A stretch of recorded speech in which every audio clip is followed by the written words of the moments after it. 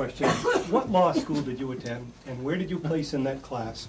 And the other question is, could you quickly, I think we all I think I probably have a much higher IQ than you do, I suspect. I went to law school on a full academic scholarship, the only one in my class to have a full academic scholarship.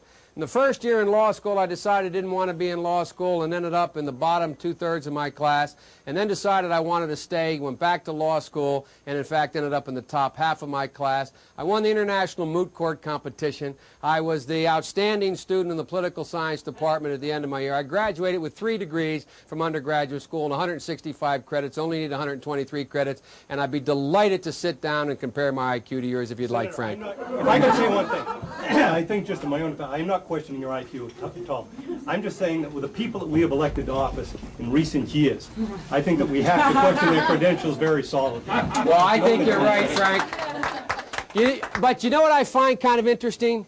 It seems to me if you can speak, you're at a liability in the Democratic Party anymore. It seems to me you've all become heartless technocrats. It seems to me that you forget that what happens is we have never as a party moved this nation by 14-point position papers and 9-point programs. It seems to me that when we got involved in the civil rights movement, Frank, nobody asked Martin Luther King what his legislative agenda was. He marched to change attitudes. When the women's movement started, it did not move with a constitutional amendment. They marched to change attitudes. And this party better understand full well that it's about time we change our attitude and we begin to change the attitudes of Americans about what their responsibilities are to the poor, about what their responsibilities are to other people, and about what our responsibility in the world is. And that requires changing attitudes.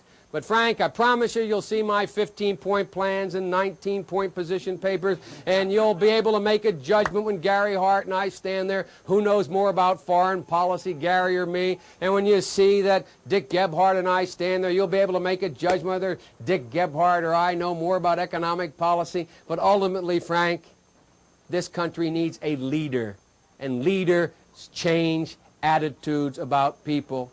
And it's the ironic twist that in the wake of Ronald Reagan, that the only one thing he knew how to do was the one thing that is now being the currency of which is in fact being devalued so much. But anyway,